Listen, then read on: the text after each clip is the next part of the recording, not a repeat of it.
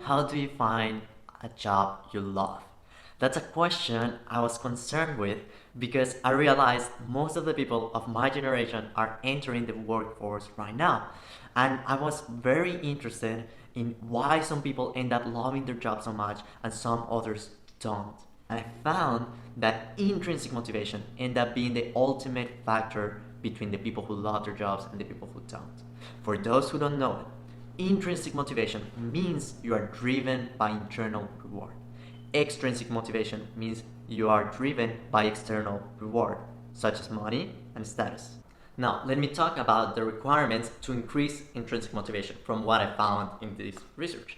Curiosity, challenge, are two that seem pretty obvious, but I found a third component that means that your job needs to fulfill at least three psychological needs: autonomy, competence, and relatedness. How you relate to others. Autonomy is basically the feeling of being in control of your work.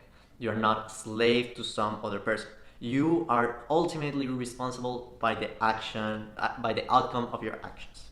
Now, number two, competence means you get better at what you do. And third, relatedness is how you relate to others. Do you connect to your peers? Now, a fourth indicator I have found is purpose, and it's a common theme in several of the books that I've read, like Drive by Daniel Pink and Start With Why by Simon Sinek. And it seems that being connected to a bigger cause, to something that goes beyond yourself, provides intrinsic motivation. The reason why I'm doing this video is because the most common advice is follow your passion. And unfortunately, it seems to be a wrong advice. I read a book called So Good They Can't Ignore You by Newport. And in his book, he would argue that during the research he did about finding the people who thrive the most at your job, he found that it wasn't the people who followed their passion in the first place who thrive the most.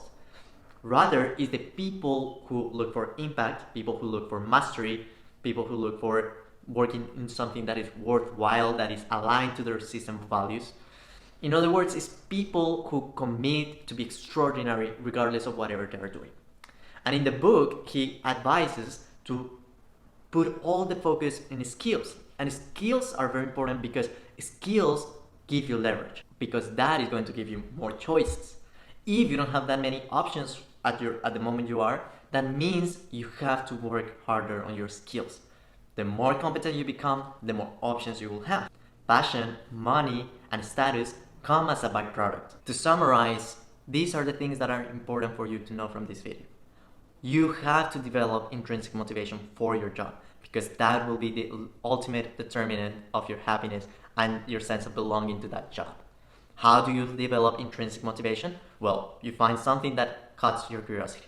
You need a job that challenges you, that puts you in a state of flow. And you need a job that fulfills three psychological needs: autonomy, competence, and relatedness. Furthermore, you have to create purpose. You have to find the why. Don't follow your passion. Build your skills. Commit to be extraordinary. That's what really matters. Good luck.